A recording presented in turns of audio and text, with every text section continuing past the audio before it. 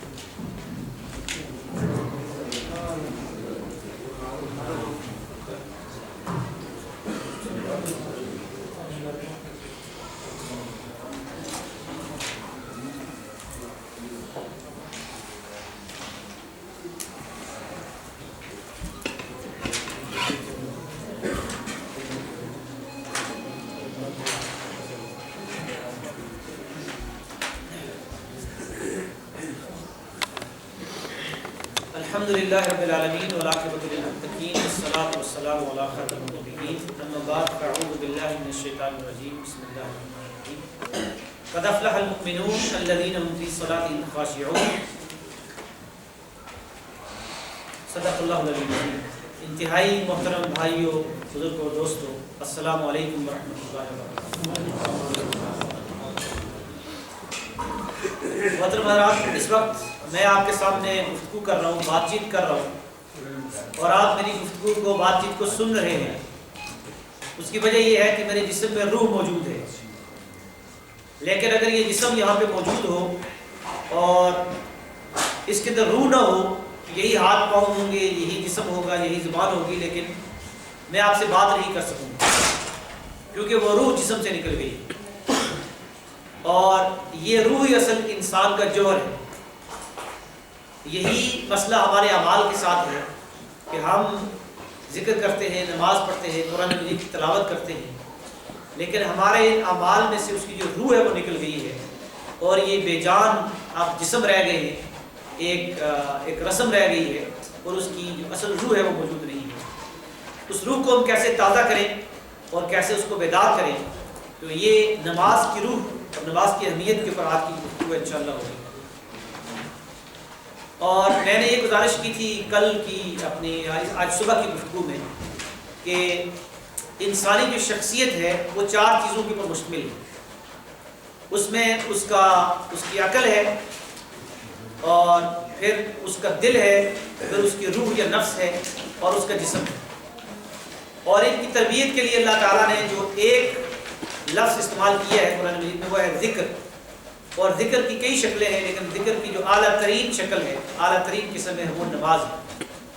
اللہ سبحانہ و تعالیٰ نے قرآن مجید میں ذکر فرمایا ہے کہ جب حضرت موسیٰ علیہ السلام کی پہلی ملاقات ہوئی اللہ تعالیٰ کے ساتھ، تو اللہ تعالیٰ نے فرمایا اننی انا اللہ لا الہ الا انا فاعبدنی، اے موسیٰ میں اللہ ہوں تمہارا رب، صرف میری بندگی کرو، وَأَقِمِ الصَّلَاةَ لِذِكْرِي، اور میری یاد کے لیے نماز قائم کرو۔ تو گویا کہ جو پہلا حکم حضرت موسیٰ علیہ السلام کو دیا گیا تھا وہ تھا نماز کے قیام۔ میں اور آپ نماز پڑھتے ہیں، اور ہماری نمازیں کیسی ہوتی ہیں اور وہ کیسی ہونی چاہیے، یہ ہماری آج کی گفتگو کا عنوان ہے۔ عام طور پہ جب ہم نماز کے لیے کھڑے ہوتے ہیں تو ہماری کیفیت کیا ہوتی ہے کہ جب جو ہی اللہ اکبر کہتے ہیں اور امام بھی اللہ اکبر کہتا ہے تو تکبیر تحریمہ کے بعد ہم اس کے بعد نماز میں اپنی پلاننگ شروع کر دیتے ہیں۔ اس نماز یا نماز سے فارغ ہونے کے بعد میں نے یہ کام کرنا ہے، میں نے بازار جانا ہے، میں نے یہ چیز خریدنی ہے، میں نے گھر جا کے یہ کام کرنا ہے، میں نے جاب پہ جانا ہے، میرا بینک کا کام ہے، میرا فلاں کام ہے، پاکستان میں فلاں کام ہے، تو وہ پلاننگ ہم شروع کر دیتے ہیں اور وہ چلتی رہتی ہے دماغ کے اندر۔ اور جو ہی امام سلام پھیرتا ہے السلام علیکم ورحمۃ اللہ، السلام علیکم ورحمۃ اللہ، میں یاد ہے وہ ہم تو نماز میں تھے، اس وقت میں یاد آتی ہے کہ ہم تو نماز پڑھ رہے تھے۔ اس کیفیت میں ہماری نمازیں ہوتی ہیں۔ تو یہ کیسے ہم اس کے اندر وہ توجہ پیدا کریں، کیونکہ اللہ تعالیٰ نے فرمایا ہے کہ قد افلح المؤمنون الذین هم فی صلاتهم خاشعون، وہ مومن فلاح پاگے جو اپنی نمازوں میں خشوع اختیار کرتے ہیں۔ تو نماز میں خشوع کیسے پیدا کیے گئے؟ خشوع کیا چیز ہے؟ مختصر الفاظ میں خشوع ہے توجہ اور انابت اور رغبت اور دب جانا، جھک جانا اللہ تعالیٰ کے خوف سے، اس کی عظمت سے، اور اپنی پوری توجہ نماز کے اندر مرکوز کرنا۔ نماز سے پہلے ہی نماز کا جو اس کی تیاری ہے اور اس کے لیے اپنے آپ کو تیار کرنا میں شروع کرنا چاہیے۔ عام طور پہ ہماری ایک اور کیفیت بھی ہوتی ہے کہ ہم بھاگم بھاگ جا رہے ہوتے ہیں کہ ادھر ابھی ہم کسی کام سے نکلے یا ہم ابھی کسی وقت باہر نکل گئے اور پھر ہم نے دیکھا کوئی نماز کا ٹائم ہے، تھوڑا سا ٹائم رہ گیا ہے، اب سورج غروب ہونے والا ہے، تو جلدی جلدی جا کے نماز پڑھی، یا اسی طرح جلدی جلدی جو ہے وہ عشاء کی جو ہم نے کچھ رکھتے پڑھی، اور پھر ہم کہتے ہیں الحمدللہ بس نماز ادا ہو گئی ہے، اور وہ توجہ وہ خشوع خضوع میں حاصل نہیں ہو پاتا۔ تو کیسے ہمیں حاصل ہو؟ یعنی نماز ایک بوجھ بعض دفعہ ہم محسوس کرتے ہیں، اس طرح سے اس کو اتارتے ہیں کہ جیسے کوئی چیز ہم نے اتار کے پھینک دی ہے سر سے۔ تو اس کے لیے نماز کے اپنے آپ کو نماز کے لیے تیار کرنے کے لیے جو پہلا جو نکتہ ہے کہ آپ اس بات کو ذہن میں رکھیں کہ میں نے یہ پہلے بھی گزارش کی تھی کہ جب ہم قرآن پڑھتے ہیں تو اللہ تعالیٰ ہم سے بات چیت کرتا ہے، جب ہم نماز پڑھتے ہیں ہم اللہ تعالیٰ سے گفتگو کر رہے ہوتے ہیں۔ اگر اس مسجد کے اندر یہ اعلان ہو جائے کہ کنگ سلیمان جو سعودیہ کے فرمانروا ہے وہ یہاں دورہ کر رہے ہیں، اس مسجد میں تشریف لا رہے ہیں، اور آپ مسجد کمیٹی سے ریکویسٹ کریں کہ میں نے کنگ سلیمان صاحب سے ملاقات کرنی ہے، 5 منٹ مجھے دیے جائیں، اور کمیٹی یہ فیصلہ کرتی ہے کہ سعودی انتظامیہ ہے، سعودی ایمبیسی، اس کا مل کے ہم نے طے کیا ہے کہ آپ کو 5 منٹ کا ٹائم دیا جائے گا۔ آپ کہتے ہیں میں بہت ضروری ان سے بات کرنا چاہتا ہوں، تو وہ ٹائم آپ کو مل گیا ہے، وہ ٹائم ہے صبح 7 بجے، اور آپ نے ان سے ملاقات کرنی ہے۔ آپ یہ بتائیں کہ آپ کتنے بجے اٹھیں گے اس کے لیے؟ 6:30 بجے، 6:45 بجے یا 6 بجے؟ اور پھر آپ کپڑے کس قسم کے پہنیں گے، کس قسم کے کپڑے پہنیں گے، کیسی تیاری کریں گے، اور مسجد میں جب آئیں گے تو آپ کے شوق کی، دلچسپی کی کیا کیفیت ہوگی، اور کس طرح سے آپ آ کے بیٹھیں گے۔ تو ذرا تصور کیجئے کہ الملک الملوک، جو بادشاہوں کا بادشاہ ہے، الاول والآخر الحی القیوم، وہ ہستی کے جو خود زندہ ہے اور سب کو زندگی اسی کی وجہ سے مل رہی ہے۔ الصمد وہ ذات ہے کہ جو سب کی ضرورتیں پوری کرے اور سب کی ضرورتیں اس سے پوری ہوتی ہوں، لیکن وہ کسی کی ضرورت کا محتاج نہ ہو، کسی کی مدد کا محتاج نہ ہو۔ تو وہ ہستی کہ جس کو فنا نہیں ہے، جس کو زوال نہیں ہے، کل شیء ہالک الا وجہہ، ہر چیز فنا ہونے والی ہے، لیکن اللہ سبحانہ و تعالیٰ جو ہے وہ باقی ہے، اول اور آخر ذات ہے۔ تو اس ذات سے ملاقات کے لیے میں اور آپ کھڑے ہو رہے ہیں اور اس کے لیے جا رہے ہیں۔ اس لیے نماز سے پہلے ہی ایک کیفیت ہمارے پر طاری ہونی چاہیے کہ ہم ایک بہت ہی اہم ملاقات کے لیے جا رہے ہیں اور اس کے پاس حاضری دے رہے ہیں۔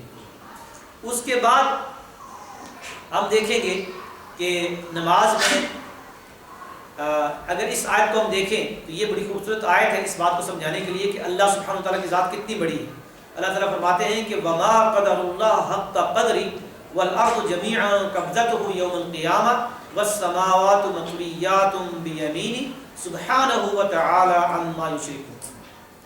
نہیں پہچان سکے یہ اللہ کو جیسا کہ حق ہے اس کو پہچاننے کا۔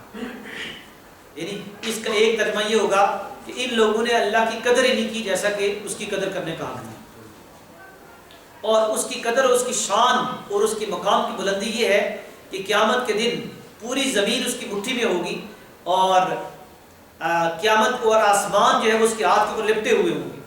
اور سبحانہ و تعالی وہ انتہائی پاک ہے وہ ذات جو اس شرک سے جو لوگ کرتے ہیں. تو یہ اللہ تعالیٰ خود شکایت کر رہے ہیں کہ ان لوگوں نے میری قدر نہیں کی جیسے کہ قدر کرنی چاہیے. انہوں نے مجھے پہچانا ہی نہیں, میری معرفت حاصل نہیں کی. اس ذات کے سامنے ہم کھڑے ہو رہے ہیں. اور پھر صحیح بخاری کی یہ روایت ہے کہ صلو کما رأیتمونی اصلی, نبی اکرم صلی اللہ علیہ وسلم نے ارشاد فرمایا کہ تم نماز اس طرح پڑھو کہ اس طرح مجھے نماز پڑھتے ہوئے دیکھتے ہو. وہ کیفیت بھی ہم یہاں اس میں بیان کریں گے کہ وہ کون کون سے نکات ہیں جو ہم نے پیش نظر رکھنے ہیں.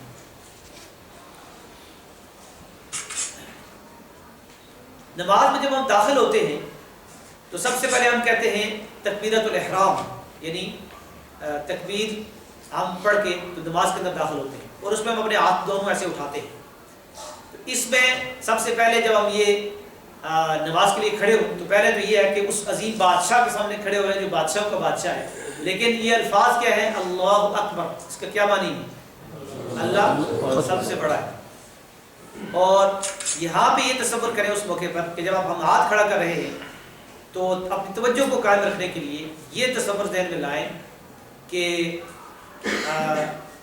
اس وقت میرا مکان, میرا گھر, میری جائیداد, میری نوکری اور میری فیملی اور میری جتنی بھی دلچسپیاں ہیں, میرا موبائل فون, میرا انٹرنیٹ, جو بھی چیزیں ہیں وہ سب کی سب میں نے ایسے اپنے ہاتھ میں لیں اور ان کو ایسے مسل کے ایسے پیچھے پھینک دی.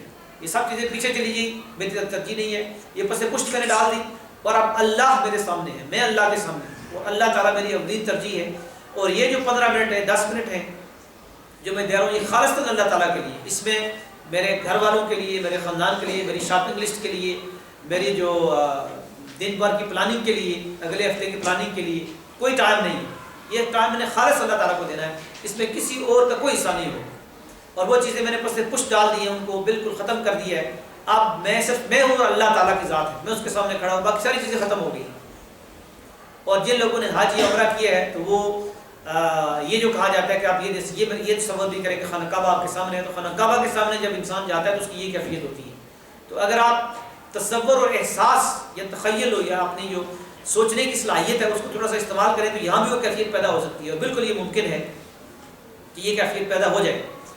تو اس کیفیت میں ہم جو ہے وہ اس کا آغاز کریں. اور پھر یہ جو دعائیں ہیں ہم جس سے ہم نماز شروع کرتے ہیں تو اس میں مختلف دعائیں ہیں. جیسے اسی کو ہم لے لیتے ہیں, جیسے یہ جو آخر میں ہے جو مختصر ہے, سبحانک اللہم و بحمدک و تبارک اسمک و تعالی جدک و لا الہ غیرک. اسے ہم ثنا کہتے ہیں, اللہ تعالیٰ کی جو تعریف ہے. اس کے معنی پہ ذرا غور کیجیے. اس کے معنی یہ ہے سبحانک اللہم و بحمدک, اے اللہ تو پاک ہے اور ساری کی ساری تعریف اور شکر تیرے لیے. حمد کے اوپر ہم پہلے بات کر چکے ہیں. اب سبحانہ کے لفظ کے اوپر تھوڑی سی بات کرتے ہیں. سبحانہ یہ اللہ تعالیٰ کی جو ہے وہ تسبیح ہے, اور یعنی حمد و تسبیح یہ دو چیزیں ہیں. تو تسبیح یہ ہے یعنی سبحانہ کے معنی یہ ہے کہ منزہن عن کل نقص و عیب, اللہ تعالیٰ وہ ذات ہے کہ جو ہر نقص سے, ہر خامی سے, ہر کمزوری سے, ہر عیب سے وہ پاک ہے. وہ ایسی ذات ہے کہ اسے نہ نیند آتی ہے, نہ اونگ آتی ہے, نہ وہ تھکتا ہے, نہ وہ پریشان ہوتا ہے, نہ اس کو اولاد کی ضرورت ہے, نہ اس کو بیوی بچوں کی ضرورت ہے, نہ اسے اور کسی چیز کی ضرورت ہے. وہ کسی کا محتاج نہیں ہے, الصمد ذات ہے, الاحد ہے, وہ منفرد ذات ہے. تو یہ سبحانہ کے معنی ہے کہ اللہ تعالیٰ جتنی بھی منفی صفات ہیں ان کو اللہ تعالیٰ سے الگ کرنا, اور حمد کا مطلب یہ ہے کہ جتنی بھی اعلیٰ اور پاکیزہ صفات ہیں وہ اللہ تعالیٰ کے لیے خاص کرنا. یعنی جیسے وہ السمیع ہے, البصیر ہے, العلیم ہے. اور حمد کے اوپر ہم بات کر چکے ہیں حمدہ کا, اس کے معنی ہے تعریف اور شکر.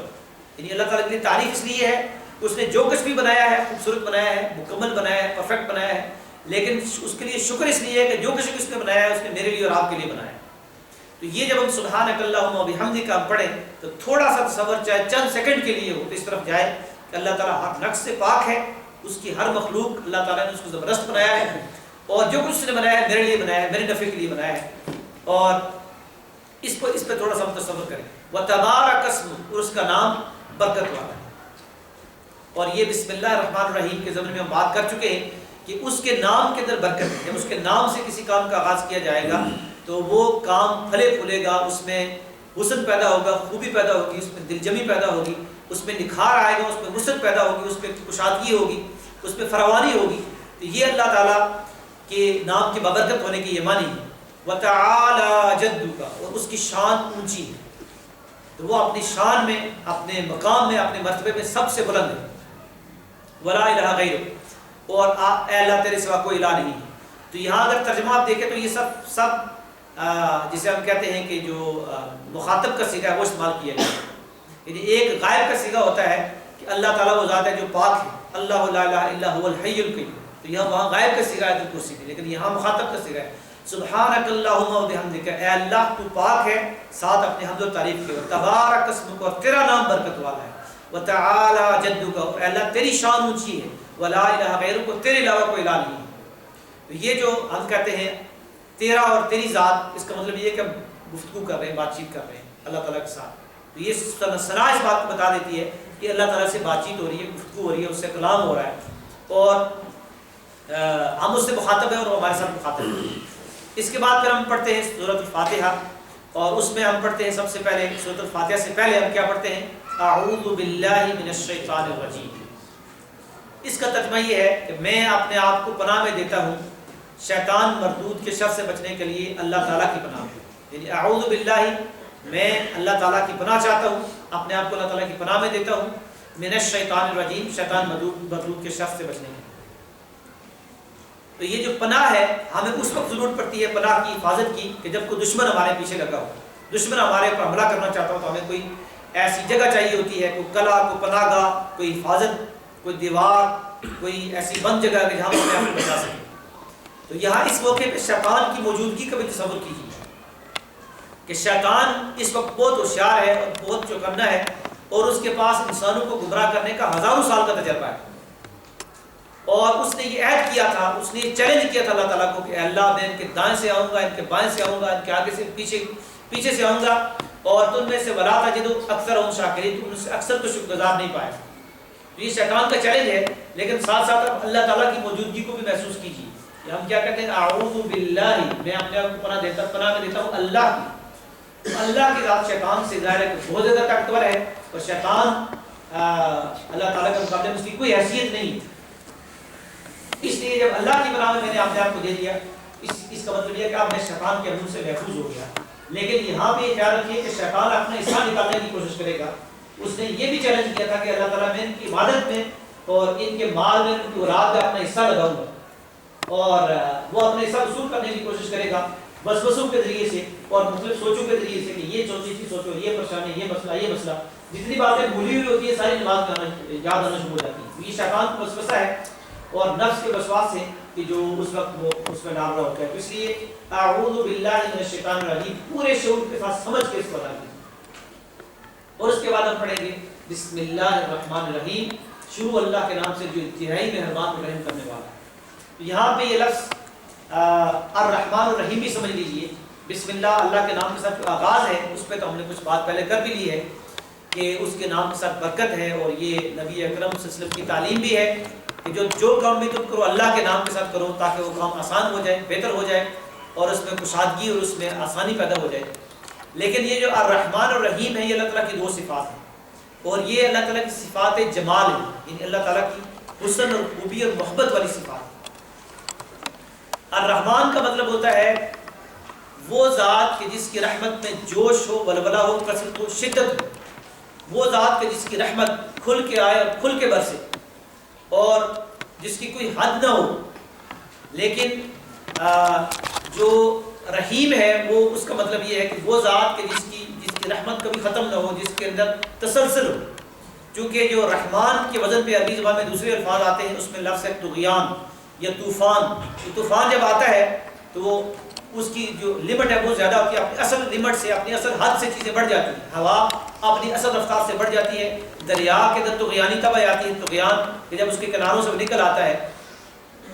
لیکن یہ ہے کہ طوفان تھم جایا کرتے ہیں، طغیانی ختم ہو جایا کرتی ہے.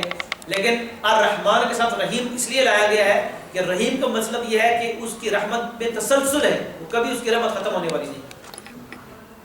یہ وہ ذات ہے کہ جو رحمت سے پر ہے لیکن اس کی رحمت کبھی ختم ہونے والی نہیں ہے.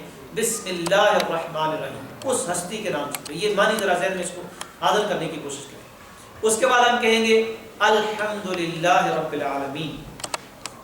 ساری تعریفیں اللہ تعالیٰ کے لیے کہ جو رب ہے سب جہان میں.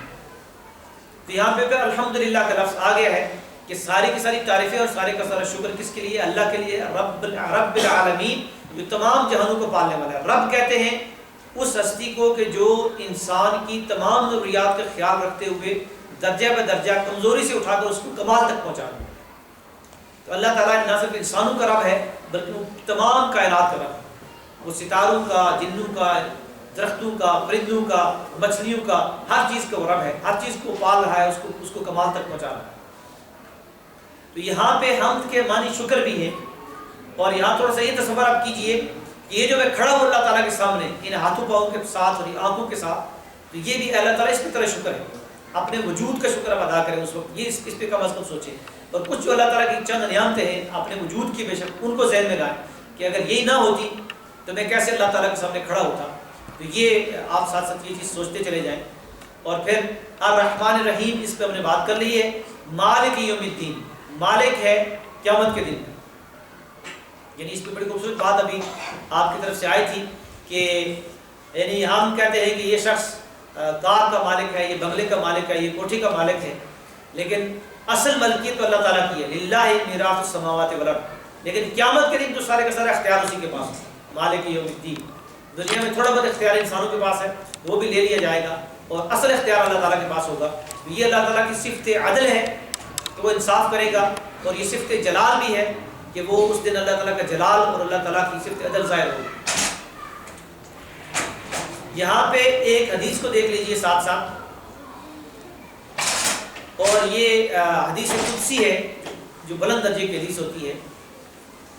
فرمایا کہ نبی اکرم صلی اللہ علیہ وسلم فرماتے ہیں کہ قال اللہ عز وجل، اللہ تعالیٰ کہتے ہیں، اللہ تعالیٰ نے فرمایا قسمت الصلاۃ بینی و بین عبدی نصفین. میں نے صلاۃ کو، یعنی سورۃ الفاتحہ، یعنی سورۃ الفاتحہ کے لفظ سے صلاح استعمال کیا گیا ہے کہ میں نے صلاۃ کو اپنے اور بندے کے درمیان نصف نصف تقسیم کر لیا ہے. وَلِعَبْدِي مَا سَأَلَ، اور میرے بندے کے لیے وہ کچھ ہے جو مجھ سے مانگتا ہے. فَإِذَا قَالَ، جب میرا بندہ کہتا ہے الحمدللہ رب العالمین، تو قال اللہ تعالیٰ جواب دیتے ہیں. میں نے کیا کہا تھا، یہ گفتگو ہے اللہ تعالیٰ کے ساتھ، دو طرفہ گفتگو ہے. تو بندہ کہتا ہے الحمدللہ رب العالمین، اللہ تعالیٰ کیا کہتے ہیں، حمدنی عبدی، میرے بندے نے میری حمد بیان کی، میرا شکر ادا کی. وَإِذَا قَالَ، اور جب بندہ کہتا ہے الرحمن الرحیم، میرا رب بہت مہربان اور نہایت رحم کرنے والا ہے، تو قال اللہ تعالیٰ جواب دیتے ہیں اثنى علی عبدی، میرے بندے نے میری ثنا بیان کی، میری تعریف بیان کی. فَإِذَا قَالَ، اور جب بندہ کہتا ہے مالک یوم الدین، کہ اللہ تعالیٰ وہ ذات ہے کہ جو قیامت کے دن کا مالک ہے، قال اللہ تعالیٰ جواب دیتے ہیں مجدنی عبدی، اللہ تعالیٰ میرے بندے نے میری مجد، شان اور بزرگی بلند کی، بیان کی. وقال مرہ، اور پھر اللہ تعالیٰ دوبارہ کہتے ہیں فوفض الی عبدی، کہ اللہ نے میرے بندے نے اپنے تمام معاملات میرے سپرد کر دی. تو اندازہ کیجئے کہ ہم فرش زمین پہ کھڑے ہو کے کہتے ہیں الحمدللہ رب العالمین، اور اللہ تعالیٰ عرش بری کی بلندیوں سے پکار کے کہتا ہے کہ حمدنی عبدی، میرے بندے نے میری تعریف کی، اور مجدنی عبدی، میرے بندے نے میری شان پر بیان کی، اور اثنى علی عبدی، میرے بندے نے میری ثنا بیان کی. یہ نماز اللہ تعالیٰ کے ساتھ گفتگو ہے. اور اگر یہ سوچ کے ہم پڑھیں تو یہ الصلاۃ معراج المؤمن، یہ معراج مومن کی اس طرح سے بنتی ہے کہ گویا کہ ہم اللہ سے گفتگو کر رہے ہیں اور اللہ تعالیٰ اس کا جواب دے رہے ہیں. اور اس کے بعد ہم کہتے ہیں ایاک نعبد و ایاک نستعین، کہ اے اللہ تعالیٰ ہم صرف تیری عبادت کرتے ہیں اور تجھ ہی سے مدد مانگتے ہیں. تو عبادت، یہاں سب سے پہلے اس لفظ کے معنی سمجھ لیجئے کہ ایاک کا مطلب ہے کہ اے اللہ ہم صرف تیری ہی عبادت کرتے ہیں اور تیرے علاوہ کسی اور کی عبادت نہیں کرتے، اور اے اللہ ہم آئندہ بھی تیری عبادت کریں گے اور تیرے علاوہ کسی کی عبادت نہیں کریں گے. تو یہ ایاک کے جو لفظ کے اندر اتنا زور ہے، اور نعبد مضارع کا صیغہ ہے، تو یہ اس کے بڑے وسیع معنی. عبادت کے اندر یہ ہے کہ اللہ تعالیٰ کی اطاعت، فرما برداری، اسی سے خوف رکھنا، اسی سے امید رکھنا، اسی پہ توکل کرنا، اسی پہ بھروسہ کرنا. تو یہ عبادت کے معنی ہیں. اور وَإِيَّاكَ نَسْتَعِينُ، کہ اسی سے امیدیں لگانا، اسی سے مدد مانگنا، اور اسی سے آپ اسی کے سامنے اپنی حاجتیں پوری کرنا رکھنا. اور دعائیں اسی سے کرنا، تو ایاک نعبد و ایاک نستعین یہ ایک عہد ہے، ایک معاہدہ ہے۔ ترمذی شریف میں ایک حدیث ہے کہ نبی اکرم صلی اللہ علیہ وسلم نے فرمایا کہ اللہ تعالیٰ نے انبیاء کے اوپر 114 کتابیں نازل کی، اور ان 114 کتابوں کا خلاصہ اللہ سبحانہ وتعالیٰ نے تورات اور زبور اور انجیل کے اندر اس کو جمع کر دیا، اور پھر اللہ تعالیٰ نے قرآن مجید اتارا جناب محمد رسول اللہ صلی اللہ علیہ وسلم کی ذات گرامی پر، اور ان 3 جو کتابیں ہیں تورات، زبور اور انجیل، ان کا خلاصہ اللہ تعالیٰ نے قرآن مجید میں جمع کر دیا، اور قرآن مجید کا خلاصہ اللہ سبحانہ وتعالیٰ نے سورۃ الفاتحہ میں رکھ دیا، اور سورۃ الفاتحہ کا جو خلاصہ ہے وہ ایاک نعبد و ایاک نستعین کے اندر۔ تو یہ جو آیت ہے یہ ایک عہد ہے، ایک معاہدہ ہے، ایک وعدہ ہے اللہ تعالیٰ کے ساتھ، کہ بندہ اور بندے یہ مل کر یہ عہد کر رہے ہوتے ہیں کہ اے اللہ تعالیٰ ہم سب تیری عبادت کرتے ہیں۔ اس کا جو عربی میں ترجمہ ہے وہ یہ جمع کا صیغہ ہے، اور یہاں پہ آپ یہ بات پیش نظر رکھیے کہ جب ہم نماز میں کھڑے ہوتے ہیں، ابھی ہم نے عصر کی نماز پڑھی ہے، اب ہم مغرب کی نماز پڑھنے جا رہے ہیں، تو جب ہم نماز میں کھڑے ہوتے ہیں اور خانہ کعبہ کی طرف رخ کرتے ہیں تو کچھ لوگ جہالت کی وجہ سے اعتراض کرتے ہیں کہ مسلمان تو ایک کالے قسم کا گھر ہے، اس کی پرستش کرتے ہیں، یہ تو بت پرستی ہے۔ تو وہ جو گھر ہے وہ ایک رخ متعین کرنے کے لیے ہے، اور اس کا اصل مقصد یہ ہے کہ ایک مرکز کے گرد پوری دنیا کے جو مسلمان ہیں ان کے دائرے بنے ہوئے ہیں۔ جب آپ یہاں کھڑے ہوتے ہیں تو آپ کے ساتھ اس دائرے میں جو خانہ کعبہ کے گرد ہے، پوری دنیا میں لاکھوں کروڑوں اربوں مسلمان کھڑے ہیں، اور وہ کوئی گھر کے اندر ہے، کوئی کسی مسجد کے اندر ہے، یہاں سے ایک ملک سے دوسرے ملک تک، اور ان دائروں کو نہ پہاڑ روک سکتے ہیں، نہ دریا، نہ سمندر، اور وہ باقی مومنین اور مومنات سب آپ کے ساتھ کھڑے ہیں، ہم سب اکٹھے اللہ کی ایک امت کی شکل میں اللہ کی عبادت کر رہے ہیں، ایاک نعبد و ایاک نستعین۔ یہ درس ہمیں ملتا ہے نماز سے بھی کہ ایک امام کے پیچھے اور جمع کی شکل میں ہم اس جگہ کہتے ہیں، یعنی گویا کہ ایک اجتماعیت کی شکل میں اور ایک امت کی شکل میں ہم اللہ تعالیٰ کی بندگی اور عبادت کر رہے ہیں۔ تو یہ ہے ایاک نعبد و ایاک نستعین، کہ ہم ایک عہد کر رہے ہیں، ایک معاہدہ کر رہے ہیں اللہ تعالیٰ کے ساتھ، اور یہ ایک ڈیل ہے، جیسے ہم کہتے ہیں کہ ایک باتیں ہوگی اس پہ ہم ہاتھ ملاتے ہیں کہ ٹھیک ہے آپ یہ کام کریں میں یہ کام کروں، تو اللہ تعالیٰ کہتا ہے، اس لیے اگر آپ دیکھیں اس کے جواب میں اللہ تعالیٰ کہتے ہیں ایاک نعبد و ایاک نستعین۔ جب بندہ کہتا ہے ایاک نعبد و ایاک نستعین، اللہ تعالیٰ کیا کہتے ہیں؟ ھذا بینی و بین عبدی، یہ میرے اور بندے کے درمیان معاملہ طے پا گیا، اس نے یہ عہد کر لیا ہے، اگر وہ اس عہد کو پورا کرے گا تو وَلِعَبْدِی مَا سَأَلَ، جو مانگے گا میں اس کو عطا کروں، صرف وہ عہد کو پورا کرنے والا تو بنے۔ اور اس کے بعد پھر ہم کہتے ہیں اہدنا الصراط المستقیم، اے اللہ ہمیں سیدھا راستہ دکھا۔ سیدھا راستہ کون سا ہے؟ جنت میں جانے کا مختصر ترین راستہ، اور وہ راستہ ہے قرآن اور سنت کا راستہ، وہ راستہ جو قرآن نے بتایا ہے اور جس کے اوپر نبی اکرم صلی اللہ علیہ وسلم چلے، تو وہ راستہ صراط مستقیم، وہ راستہ ہم اللہ تعالیٰ سے مانگتے ہیں، اس کی طلب کرتے ہیں۔ پھر ہم کہتے ہیں صراط الذین انعمت علیہم، اے اللہ ان لوگوں کا راستہ جن پہ تیرا انعام ہوا۔ تو یہ انعام یافتہ لوگ کون ہیں؟ قرآن مجید میں سورہ نساء میں فرمایا اولئک انعم اللہ علیہم من النبیین والصدیقین والشہداء والصالحین وحسن اولئک رفیقا۔ 4 قسم کے لوگ ہیں، انبیاء، صدیقین، شہداء اور صالحین۔ تو انبیاء کے بارے میں جب ہم پڑھیں گے، ان کی زندگیوں کا مطالعہ کریں گے تو پھر ان کے نقش قدم پہ چل سکیں گے۔ صدیقین یعنی صحابہ کرام اور انبیاء کا ساتھ دینے والے، تو ان کے بارے میں ہم پڑھیں گے تب ان کے راستے پہ چل سکیں گے، ان کے بارے میں علم ہوگا ہمیں تو پھر ان کے راستے کے اوپر چل سکیں گے۔ اور اسی طرح شہداء 2 طرح کے لوگ ہیں، ایک وہ لوگ کہ جنہوں نے اپنے زبان سے اور عمل سے اس دین کے سچے ہونے کی گواہی دی، جیسا کہ میں نے صبح کی گفتگو میں ذکر کیا تھا کہ سورہ یاسین کا جو دائی ہے اس کے بارے میں نبی اکرم صلی اللہ علیہ وسلم نے فرمایا ہے کہ سب سے اچھا دائی ہے، بہترین دائی ہے وہ سورہ یاسین کا دائی ہے، اور وہ دعوت کے میدان میں وہ شہید ہوئے ہیں۔